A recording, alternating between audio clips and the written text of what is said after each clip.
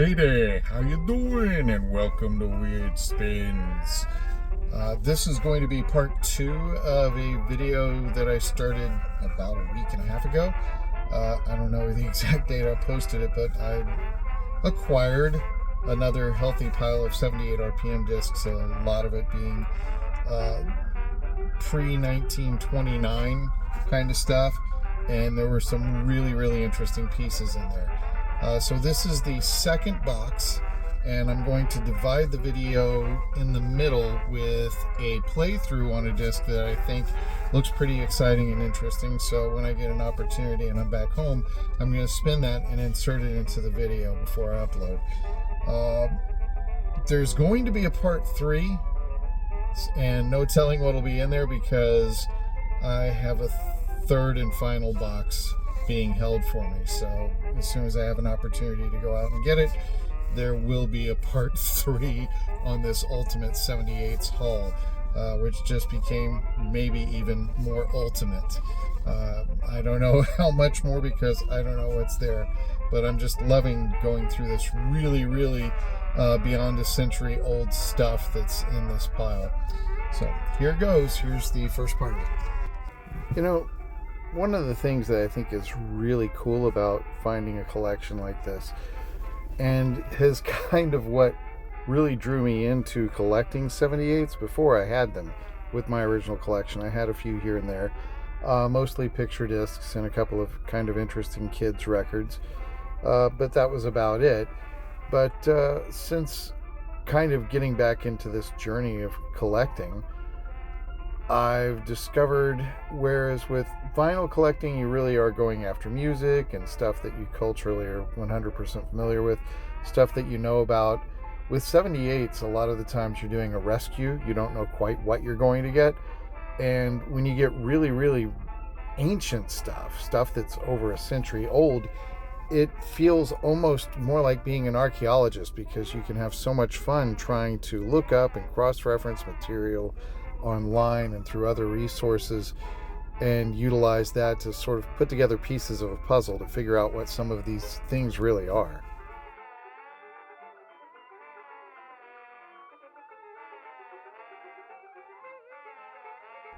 These Bluebird discs are plentiful, and they're not anything that's particularly special. They're mostly from the mid-30s through the early 40s, but I find that they have pretty spectacular sound quality when they're clean and in good shape. There's a lot of great big band stuff on them, so I'll be sharing the duplicates that I have with friends.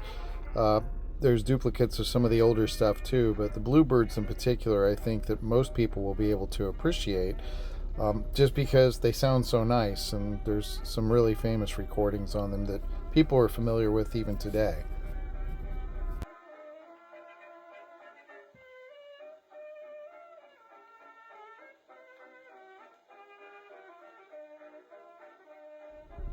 And I thought this was a particularly cool find. I understand there's only about 4 or 5 of these different picture labels for different artists that Columbia had released back in the 20s.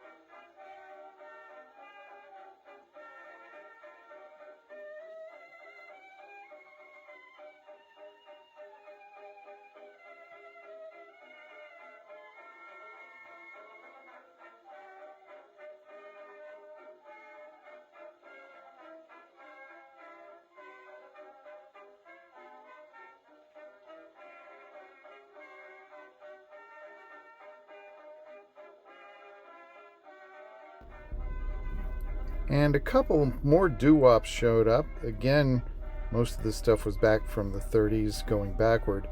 This is our item that we're going to spend today. It is a really unusual piece, an advertising matter introducing the double record, or a record with 2 sides is what they're actually meaning. That's pretty out there and different, so I look forward to us giving that a listen. Okay, everyone, so as I'd said earlier, I had an unusual record for you, and it's the one that was at the end of that last slideshow. Before we go there, this is an example of a very early Columbia press, and just like early Victor press, these were one-sided discs.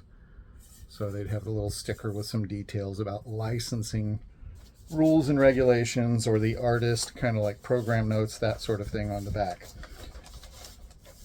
And that was commonplace even among smaller labels. People just weren't doing two-sided press. This reads, "This special Columbia record is sold for the price of 25 cents. Keep in mind, at the time this was done, boy, my hair's crazy. At the time this was done, 25 cents was a great deal more money than it is now.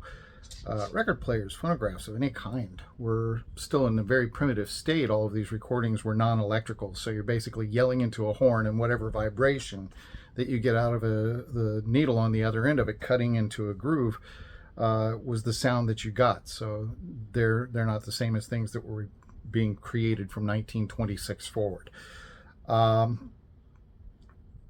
That said, because it was the beginning stages of the technology, it was expensive, and most people did not own a phonograph who were of means. So basically what we complain about paying for a double LP today, people were paying for a side that was one track back then. I believe this is from 1907, by the way. It says, "This special Columbia record is sold for the price of 25 cents solely as a sample recording for advertising purposes exclusively. The regular standard price of Columbia record 10-inch is 65 cents, and they are double discs." That is, there is a record on each side of the disc. So they're not talking about a double album. They're going, oh, the technology has graduated. We're moving up to a two-sided record. How exciting is that? Other Columbia double disc records range in price up to $7.50 and include a magnificent series of grand opera records by the world's greatest artists, a majority of whom make records especially for the Columbia Company. Columbia double disc records will play on all standard makes of talking disc machines, and this was sold by the Hardman Peck and Company Brooklyn branch at 522-324 Fulton Street. And it says Columbia Graphophone Company, New York at the bottom, and has a list of 65-cent single-sided records at the bottom. So that's pretty neat, and it's got this big old, like, 5 or 6 inch label on there. I didn't actually measure it, but it's enormous. On the flip side, to demonstrate that it can be double-sided, we've got Henry Burr, tenor solo with orchestra accompaniment, "Good Night, Little Girl, Good Night." So I figured maybe we play both sides of this today and make this the first of the 10-inch that's going to go into the launch of a shellac per day. Again, 1907 on this, and I don't know how well it's going to play through. It's a very unusual piece, but it's honestly not in the greatest condition. But wow, what an interesting find, right? All right.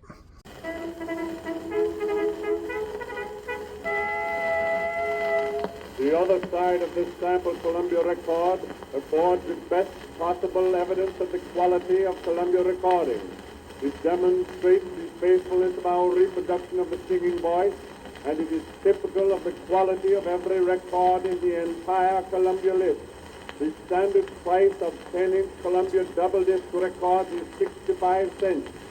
As an interesting experiment, as well as a demonstration of the Columbia process of recording instrumental music, you will now hear some of the instruments of the Columbia Orchestra, commencing with the first violin and adding successively the second violin, the viola, cello, flute, bass, oboe, clarinet, bassoon, French horns, bells, cornets, and trombones. Listen carefully and see if you can detect the exact moment at which each instrument is introduced.